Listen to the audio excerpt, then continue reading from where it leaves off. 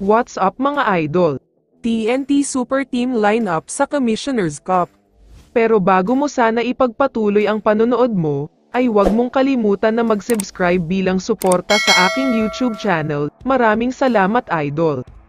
Pagkatapos ang championship sa Governor's Cup, mas gutom na gutom daw ang TNT Tropang Giga na makakuha uli ng kampyonato, pero sa pagkakataong ito ay gusto naman daw nilang mag-champion sa Commissioner's Cup. Pero sa kabila ng successful conference nila sa Governor's Cup, mas papalakasin pa daw nila ang lineup nila. Kailangan daw nilang gawin ito para maging okay at malakas pa lalo ang lineup nila. Gusto daw nila maagaw ang kampyonato sa SMB. Kaya naman pag-uusapan natin ngayon ang official lineup nila sa Commissioner's Cup.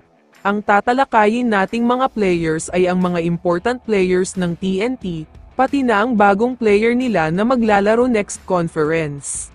Una sa listahan ay si Raynam Batak, first conference pa lang niya sa TNT pero nag-champion na agad.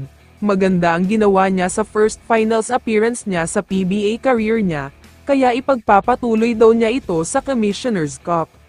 Ang susunod sa listahan ay si RR Pogoy, kahit medyo nag-struggle siya sa finals kontra sa Ginebra, isa pa rin siya sa deadly shooter sa liga. Lumabas din ang laro niya sa Game 6, kaya patunay lang ito na magaling pa rin talaga. Next in line ay itong si Calvin Oftana na talagang nagpahirap sa Ginebra dahil sa outside shooting niya.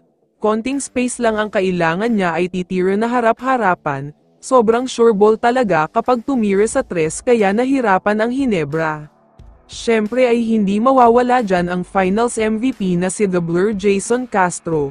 Kalabaw lang ang tumatanda ika nga, dahil sa galaw ni Castro ay batang-bata pa talaga, kaya nga nahirapan ng husto ang mga Ginebra guards dahil sa ginawa niya. Pag-usapan din natin ang super import ng TNT na si RHJ, siya talaga ang pinaka naging bida last finals. Walang nakitang solusyon si coach team para mapigilan siya, depensa, opensa at kung ano-ano pa ay ginawa na niya kaya nakakabilib talaga. Last but not the least ay itong si Christian Standhardinger, naglabas na ng pahayag ang iba't ibang mga legit na source, at sinabi nga nila na kukunin daw ng TNT si Stan sa Terra Firma, kapalit naman nitong si Mikey Williams. Kaya naman kung matutuloy na talaga ito, grabe ang lineup ng TNT at magiging ganap na silang super team. Kayang-kaya na din nilang talunin ang mighty San Miguel Beermen, at talunin pa uli ang Barangay Ginebra. Kaya naman kung ikaw ang tatanungin idol, ano ang masasabi mo sa lineup ng TNT?